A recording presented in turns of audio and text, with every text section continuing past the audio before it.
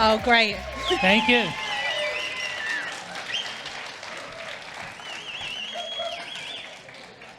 Hello, everyone. Hope you're having a good time. Today, Rachel and I from FDJ United are here to tell you our story of the last 12 to 18 months of transformation we've had in our marketing and marketing technology ecosystem at the company. So, first, my name is Georgi. I'm the head of marketing transformation at Kindred, and today my co-speaker is Rachel Parker, our head of always-on marketing. In the beginning, you're going to hear a lot of my voice, then we're going to switch to her. So what we are going to talk to you about is, first of all, explain what is FDJ United. I assume for a lot of you, maybe this is an unknown. I see a lot of familiar faces in the room, so that's great. A lot of people know what we're going to say, but for the rest of you, just hang in there. Then we're going to share a bit more about why did we engage this transformation and what were the guiding principles behind. This will be then followed by a bit of a recollection of what actually changed since then. And finally, we're going to leave you with the lessons that we learned in that process. So, FDJ United. For most of you, this is probably a new thing. FDJ United is the new brand name of the combination of the French lottery, La Française des Jeux, and Kindred Group. The two companies merged. Actually, Kindred Group was acquired by FDJ in November, and on the 6th of March, we had the rebranding to the new company name called FDJ United. So this is who we now represent, and more specifically, Rachel and I are part of the online betting and gaming vertical within the new mother company. So for those of you that are more familiar with our customer-facing brands, those that you see on the screen on the right, obviously Unibet is our most popular brand, our flagship with global presence and recognition. And then additionally, we have quite a lot of local and hyper-local brands, especially in the casino space. In the UK, our 32 Red brand is quite popular. This family of brands has been acquired in the last 20-ish years through organic growth and some strategic acquisitions. And now the transformation is encompassing all of them. So what we're going to share and with you is something that happened to all of these brands. Now, why are we transforming? So Rachel and I attended Optimove Connect last year. We were already on our Optimove journey at this point, and a bit before that, maybe towards the end of 2023, we realized that our processes and marketing technology were quite convoluted. Very much, we had a massively overlapping tech stack of systems, and this was leading to very slow and manual workflows and kind of passing of information from one place to another, requiring a lot of technical expertise for us to execute our marketing strategy. So we realized that we need to change. And a lot of what we had in mind is actually very much aligned with what Optimove is all about with positionless marketing. So you're going to see this throughout our presentation in many, many places as well. So we were very happy to hear what Pini presented last March. And we are also very happy to hear what he continued on today, as well as all the new and cool, exciting stuff that Shay spoke in the morning. Our transformation, when we started, was driven by what we call a robust methodology, which is underpinned by three main transformation principles. The first one of which is to standardize. Because, as I mentioned, we had a very complex ecosystem of both MarTech technology, internal engineering components, and also the actual processes and ways of working of the teams, we needed to eliminate a lot of that. So we decided that there is too much complexity, and this is stopping us to actually progress and use new technology and be a bit more innovative and a bit smart with the things that we do. So we decided to focus on global channels, and we decided to focus on several use cases that are delivering the highest value for us. And obviously that meant that this means we have to sacrifice a few things, and we have to make compromises. So we had to do a lot of that last year. Once we went through this simplification and standardization process, we focused on automating whatever we could. So we went back to the whiteboard and we started planning all the different workflows within the marketing execution process, and also before that in ideation, brainstorming, preparation, planning, etc. We broke them down into atomic tasks, and then we focused how we can actually automate, eliminate, or at least augment and enhance and streamline as much as we could.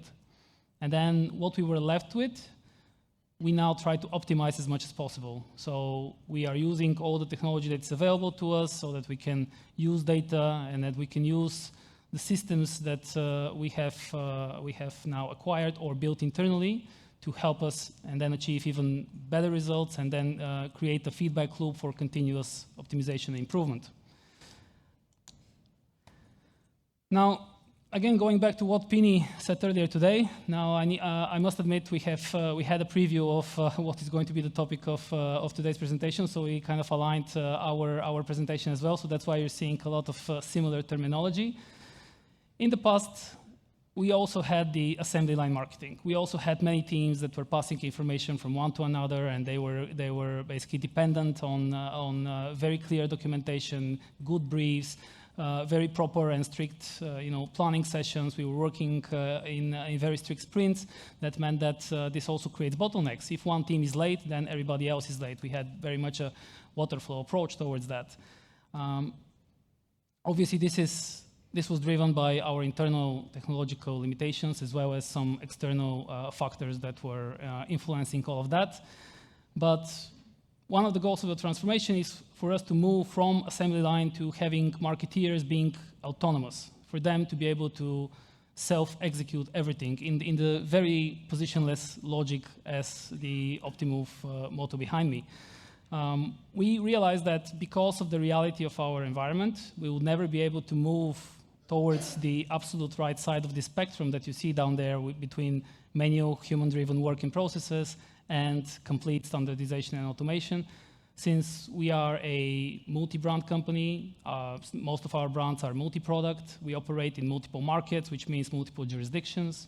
And all of this just builds a lot of complexity that you can't necessarily automate, at least not in an efficient way. So there is always a lot of human intervention needed, but we try to at least limit that to where it is absolutely critical, and all the places that could be automated, we try to do that, or at least to put self-serve solutions so that our marketing experts can then execute a bit more freely. As a result of the transformation, we focused on that in the beginning, and then we achieved some of it, I would say, for now. We still have a lot to do, but there is a lot of self-made complexity throughout the years, because all of these market expansions, brand launches, we have migrated different brands to different systems, and this leaves a lot of legacy. And I'm sure that most of you are familiar with how legacy code and legacy processes kind of build up, and they create very kind of unoptimized realities for us to operate in. So first thing we did, we focused on removing overlapping systems. In the last 12 months, we have now decommissioned 3 separate massive systems that were part of our MarTech stack, and we're working very hard now with the engineering teams and the other technical teams to continue that process so that we can streamline even further. As part of the way that the new ways of working now have shaped our organizations, we have also reduced the number of decision makers, which means that we can move faster and allow people to be more autonomous, not have to rely on bottlenecks behind them or in front of them. This all was necessitated by reimagining the workflows, as I mentioned previously, and deprioritizing a lot of the low-value use cases. So we had to let go of certain things that we used to do in the past, purely because we realized that there is actually a lot more value in moving faster, but not doing certain things. And all of this is underpinned by self-serve solutions. Optimove obviously is one such, but we also have internal examples of doing that. For example, in our creative solution space, we built an in-house tool that help our marketeers to then use our creative assets without actually having to involve the team members from the creative solutions team. So they only work to support them in the background, but they're allowing us to actually move much faster, much more streamlined. In reality, it looks a bit like this very busy slide that you now see. We have titled it From Blind Spend to Measurable ROI, because ultimately with Optimove, we gained a very important capability to see how we are impacting our performance metrics, our KPIs, with our marketing efforts. In the past, that has been a massive challenge. Hopefully now in the future, we're going to make a lot more data-driven and performance-driven decisions. But what you see here is the reality of our marketing processes not that long ago. I would say maybe 6-9 months ago, we had up to 7 teams involved in the execution of a single campaign. Several of those teams are actually technical teams, not even marketing teams, so we had to block teams that have a lot better things to do and a lot high-value things to do. Because of that, we also had to plan rigorously, which meant that a single campaign had to be executed, unfortunately, in a matter of weeks, not a matter of days, not even a matter of hours, like how we can do now. And because of the many touch points and handshakes between different teams and experts, this process was very error-prone. Obviously, you know, the more give and take between different people, different teams, the more room and the more surface for mistakes it allows. And ultimately, because we had everything so broken down, we had very limited measurement and visibility of performance, especially in one place, which is super important if you want to make fast, data-informed decisions. Where we are now, enabled by mostly Optimove as our kind of core and orchestration engine, but also, as I mentioned, with other self-serve systems, we have the ability to have a single marketeer to execute end-to-end. They start with ideation, then they move to planning, they prepare everything in Optimove, audience, template, content, scheduling, execution, and then within the confines of 24 hours, they can actually see results. And those 24 hours are just because we need to wait for the next daily batch so that we can see the results. Otherwise, everything is actually there immediately. So with all of this, I think we have changed quite significantly, but what did this mean in practice? I will let Rachel tell you more about that. Yeah, so I'm going to talk through now exactly the transformation that innovating on MarTech has had. There is a lot of employees of FDJ United in the room, so I encourage you after to go and speak to them all and ask them exactly what this means for them. We had very much an assembly line process, but we had a lot to achieve from this innovation that we wanted to go on. We have to think about our speed. I'm going to touch on it a bit more and explain exactly how slow things could be and why. And we needed to move away from a very long planning cycle to actually being able to react to things, have an idea, test it quickly, and work out if it's something that was of value for us. We had very, very complex processes to unpick. Again, this linked to having lots of different teams involved, lots of different regulations, requirements, and very little automation. We had to enhance our accuracy. Errors were common. The alignment to objectives for campaigns are often not quite there by the time we'd executed them. We had to increase our return on investment. The real value of a campaign that takes 7 teams, 100 hours, weeks to get out, I think you've eroded it immediately. And lastly, we had some KPIs to deliver. So we had to make sure that we were actually going to drive some growth for the business. So the reality of this time last year, maybe a little bit before.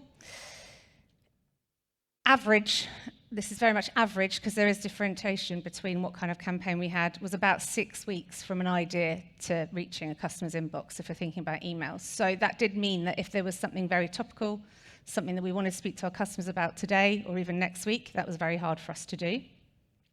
Before we had Optimove, we had this assembly line process that I'm going to talk you through each step. It's going to feel quite laborious, but I just want you to understand the day in the life of a CRM manager for FDJ United last year. Step 1, ideation. So this is an exciting part of a CRM manager's job. They should be getting excited. We've got some KPIs to hit. We've got some great ideas. What do? We write some briefs. So we had up to 5 briefs. We had bonus briefs.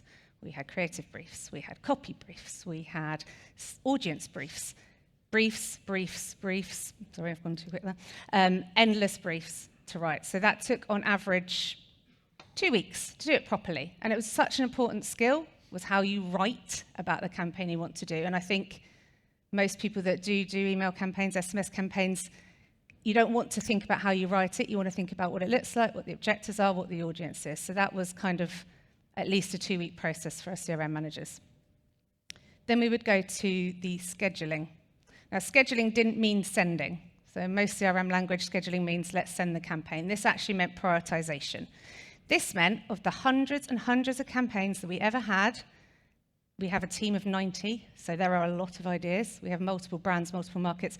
This is about prioritization based on size. So how many segments you wanted, how many channels you wanted, how many images you wanted. Did you want to run a test? That would all add into a big pipeline of work, which would basically mean your campaign was less likely to happen anytime soon. We had a centralized team that were managing this process, a centralized team, resource that were building it. So this is so important to make sure that we had a proper process for scheduling. But it did mean that many campaigns, to be honest, didn't happen. Because why would you with all of this? So we're looking at probably on average about 3 to 4 weeks since you first had the idea for a campaign. Then we came to the build. So before Optimove, we had several tools that we were using to create emails and other campaigns. Asset and copy creation. Once your briefs were in, once it was scheduled, a different team would be working on it. So we had a content team building the content, creating the images, writing the copy. We have a bonus team creating the bonuses. We have an audience team selecting the audience. Most CRM managers didn't even know how big their audience was going to be by the end of it. This actual build, once everything was ready, only took about 4 to 6 hours, which isn't bad. But the problem we had is if anything urgent came in or anything high priority came in, you'd have to stop that work and start working on something else. So actually, if you're, as a CRM manager, it's finally today is the day my campaign's going to be sent, often, sorry, we now got to wait because something more important or more urgent has come in. So essentially, this whole process was a bit painful. Finally, the email goes out or the SMS goes out, and then we look at analysis. So obviously, one of the most powerful things for a CRM strategy is understanding what's working, what's had impact, is it meeting our KPIs? To be honest, in our old world, actually even telling if that campaign went out was often impossible. We have something called Splunk that we use to monitor. Sometimes there would be outages, sometimes there'd be access restrictions to actually be able to see if that campaign went out. And essentially, waiting again for our updating BI reports, click reports, to reflect the performance meant that in reality, and I don't blame them, most CRM managers thought, do you know what? I don't actually care how it's done. I'm planning the next 6 weeks campaign. So to get away from that was imperative for us to start actually driving some value for the business. So now, with Optimove, and I think it's more to do with that MarTech innovation piece that Georgie spoke about earlier. We've changed how we do things. We've allowed to enable our CRM managers to have an idea, to build a campaign, to send a campaign, and they can see if it went out the door and what it did within a day, within less than a day sometimes. Obviously, we still need to plan. There's important events. It's good to think ahead, but this does mean that we can think ahead and be reactive and test and optimize all at once. And that lengthy process has changed and I think empowered many people. So again, if you want to speak to anyone about it, please do speak to the people that have changed the way they work. 2 months later, so I think last year was probably what we'd call our transformation year, where we went through a change in our tech stack, we evolved our processes, we changed how we worked, and now we're getting to do the fun stuff. So I've got a few examples of the stuff that we can now do that perhaps we were finding a challenge before. For example, we can now beat our competitors to the inbox. So we have something called super hot jackpots, where they're shared jackpots with other suppliers. Some of you might be here, you probably know about these things. So when we know they're about to drop, when we feel like they're about to drop, we can react now very quickly with pre-designed templates and make sure that we enter the inbox of a customer first, so that hopefully one of our customers will win this reward, this life-changing reward. Before, that would have been an extremely stressful experience for 7 teams of people to get that out the door. Life-changing. We're literally saving time. Again, very simple. There's nothing, nothing transformative in what we're doing here. We're just doing the fundamentals of CRM in a better way. So essentially, we have account managers that look after our high net worth customers. And last year, they were getting a list of their new high net worth customers, going through a list, writing them an email in Outlook saying welcome to Unibet. That was taking each account manager about 4 hours per week per brand. So they're looking after multiple brands. We have 8 brands. That's about 32 hours a month, each account manager spending writing Outlook emails. What we've done is a very simple welcome automation sent every day. That's saving 32 hours a month for each account manager to actually do some account management. Again, that's a huge ROI on time saving. Hyper-personalization. This is an example of a Swedish bulletin. We are looking at customers' primary, secondary, and tertiary turnover sports. With one template, we can provide recommendations on games and odds that are relevant for them in one email, sent every week.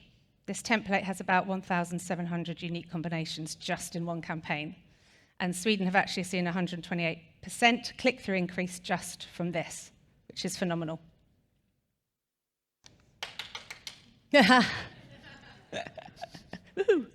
And then we have customer journeys. So the streams element of Optimove, massive thing for us. We're finally able to create journeys. I'm always on marketing. That's what we're about.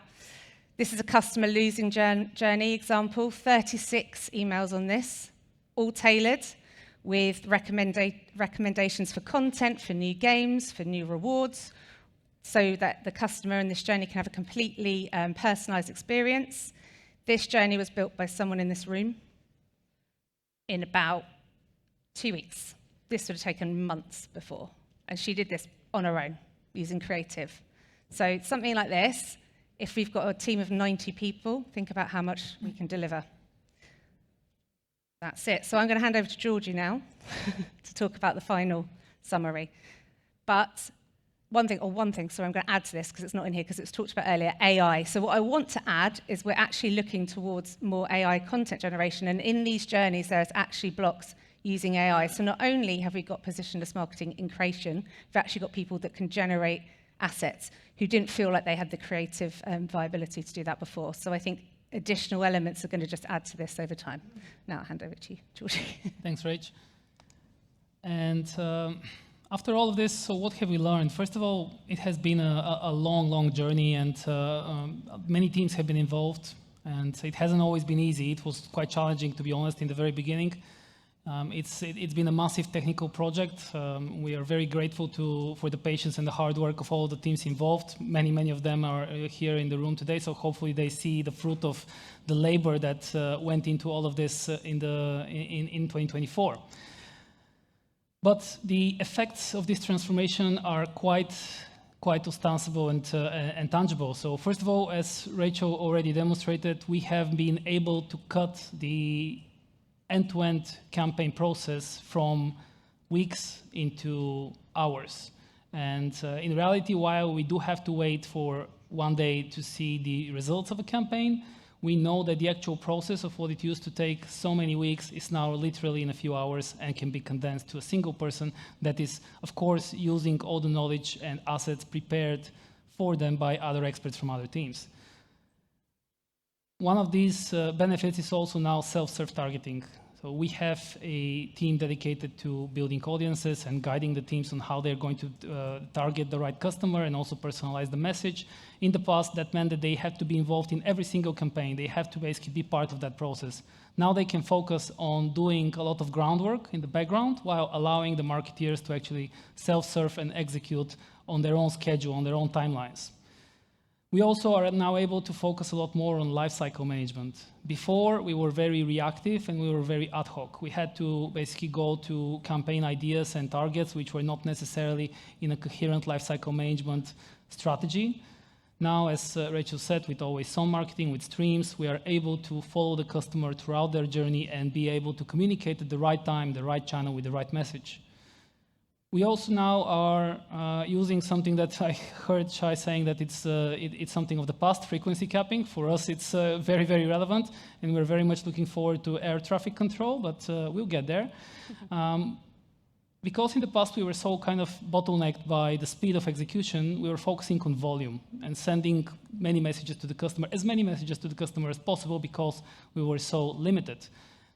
this obviously has risks that we may end up in the spam folder, we may actually be unsubscribed, and it may actually turn out that we're losing a customer that potentially could have converted.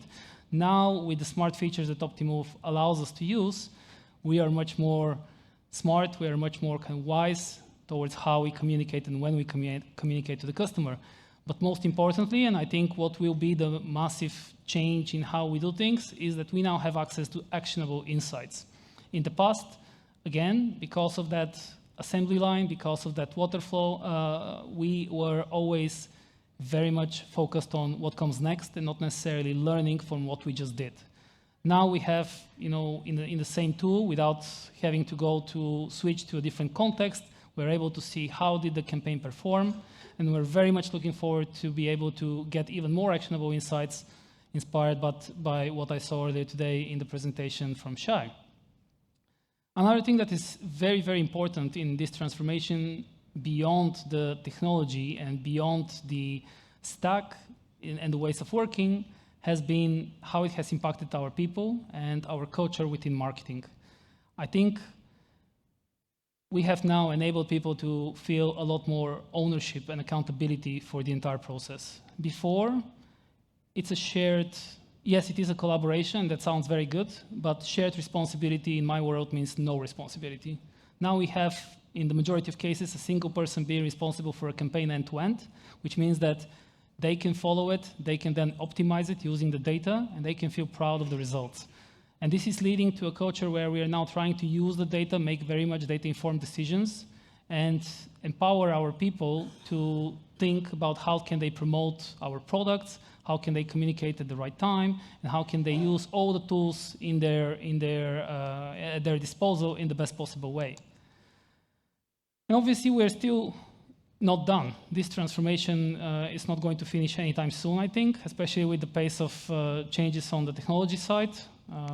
This will be something that we continue. What we are looking forward to right now is, first of all, to continue to standardize. We want to further consolidate systems and sources as much as possible. And it was incredibly exciting to hear about all the cool new features that Optimove is going to have, as well as the new acquisition. So we are very much reliant on Optimove being a strong partner for us to further enable the organization to deliver on our objectives. We also are going to continue to automate. Obviously, I showed the slide with the spectrum, and I said that we're not quite there yet to go further right. But I do feel that with every month, we get an inch closer to the right. And we're going to continue that until we cover all the customer engagement touchpoints, so that we're able to truly have a consistent and coherent customer experience from the moment that they see our marketing materials on paid media, on the acquisition channels, to the point where they land on our website and app, and then on every CRM touchpoint onwards. And obviously, once we have automated all of this, we need to optimize. We need to optimize on the campaign level, on the reward, channel, brand, and market level. There are so many ways to optimize, and it was very good to see again that Optimove is moving in that direction. This aligns very much with where we want to be. So exciting times ahead. And I think this is the end of our presentation. So once again, Rachel Parker, Head of Always On, and Georgi, Marketing Transformation, I want to thank you for attendance. And if you want to speak to us, feel free to find us later in the room. Thank you.